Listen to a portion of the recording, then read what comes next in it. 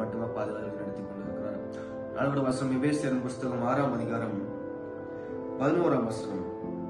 எங்கள் பிசாசின் தந்திரங்களோட எதிர்த்து நிற்க திராண்டுள்ளவர்களாகும்படி தேவனுடைய சர்வாயுத வர்க்கத்தை தரித்துக் கொள்ளுங்கள். யார் எதிர்த்து நிற்க திராணி வேணும்னா, பிசாசின் தந்திரத்தை நம்மளை அழிக்க நினைக்கிற, நம்மளை கொலை நினைக்கிற பிசாசின் தந்திரத்தை எதிர்த்து நிற்கிறதுக்கு தேவனுடைய சர்வாயுத வர்க்கத்தை தரித்துக் கொள்ளுங்கள். சர்வாயுத வர்க்கம் என்னன்னா, இதே அதிகாரத்தில் 6ஆம் அதிகாரம் 14ஆம் வசனம், சத்தியம் என்னும் கச்சையை உங்கள் அறையிலே கட்டினவர்களாயும் நீதி என்னும் மார்க்கவசை தரித்தவர்களாயும் சமாதானத்தின் சுவிசேஷத்திற்குரிய ஆயத்தம் என்னும் பாதரட்சைகளை கால்களிலே தொடுத்தவர்களாயும் பொல்லாங்கனியையும் அக்னி ஆஸ்திரங்களை எல்லாம் அவிழ்த்து போடத்தக்கதாய் எல்லாவற்றுக்கும் மேலாக விசுவாசம் என்னும் கேடகத்தை பிடித்துக் கொண்டவர்களாயும் இருக்கும் என்னும் தலை சீராவையும் தேவ வசனமாகிய ஆவியின் பட்டயத்தையும் எடுத்துக் கொள்ளுங்கள். இப்படிப்பட்ட இந்த 14-17 இருக்கும் நம்ம இதெல்லாம் எடுத்துக்கொண்டு இதுமாதிரி ரெடியா இருந்தோம்னா விசுவாசம் நம்ம மேற்கொள்ள முடியாது. சத்தியம், விசுவாசம், கர்த்தருடைய பட்டயம், சமாதானத்தின் சுவிசேஷம், இப்படிப்பட்ட அநேக காரியத்தில் இதுல சொல்லப்பட்டு எதற்குனா விசுவாசம் எதிர்த்து நிற்பதற்கு. நம்ம சுயத்தான விசுவாசம் எதிர்க்க முடியாது.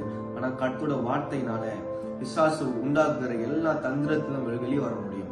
விசுவாசம் விரோதமா எத்தனை வலை விடிச்சாலுமே கர்த்தர் நம்மோடு இருந்தால், அவருடைய சர்வாயுதம் நம்மோடு இருந்துச்சுன்னா அதோட வாழ்ந்தோம் என்றால் பிசாசை எதிர்த்து நிற்கலாம். இந்த 11ஆம் வசனம் நம்ம ஜெபிக்கணும். சர்வாயுத வளர்த்து தரித்துக் கொள்வதற்கு திராணியும் கிருபையும் ஆண்டவர்கிட்ட கேட்கணும். 14-17ஆம் வசனம் வரைக்கும் சொல்லப்பட்டிருக்கிற ஒவ்வொன்றும் வாசித்து பார்த்தோம். இன்னும் நீங்க எடுத்து வாசிச்சு பாருங்க. அதுபடி இருக்கிற நம்ம எல்லாவற்றையும் நம்ம எடுத்து நம்ம உழித்துக் கொண்டோம் என்றால், அப்படிப்பட்டபடி வாழ்ந்து சத்தியத்தின்படி வாழ்ந்து சமாதான சுவிசேஷத்தின்படி வாழ்ந்து விசுவாசிகளுக்கு நாம் மாதிரியாக இருந்து விசுவாசத்தை நிலைத்திருந்தோம் என்றால் விசுவாசம் எதிர்த்து நம்ம நிற்கலாம். சமாதான சுவிசேஷத்துக்குரிய ஆயத்தம் என்னும் பாதரட்சைகளையும் காலில் தொடுத்தவர்களாயும் அப்படிப்பட்ட அநேக காரியத்தை கர்த்தர் சொல்லியிருக்கிறாரு. நம்ம ரெடியா இருந்தோம் என்றால், ஒரு போருக்கு கூட என்ன பண்ணணும்னா நம்ம ரெடியா இருக்கும் எல்லாத்துக்குமே.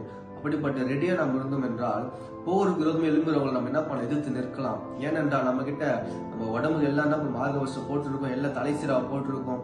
எவனாவும் எதிர்த்து நிற்க முடியாது. ஏனென்றால் நம்ம ரெடியா இருக்கலாம் போருக்கு. நம்ம அதே போல அடுத்து சொல்லப்பட்டிருக்க 14-17 சொல்லப்பட்டிருக்கு. அதன்படி நம்ம வாழ்ந்து அதை நம்ம உடுத்துக்கொண்டோம் என்றால் பிசாசோட எதிர்த்து நம்மளால நிற்க முடியும்.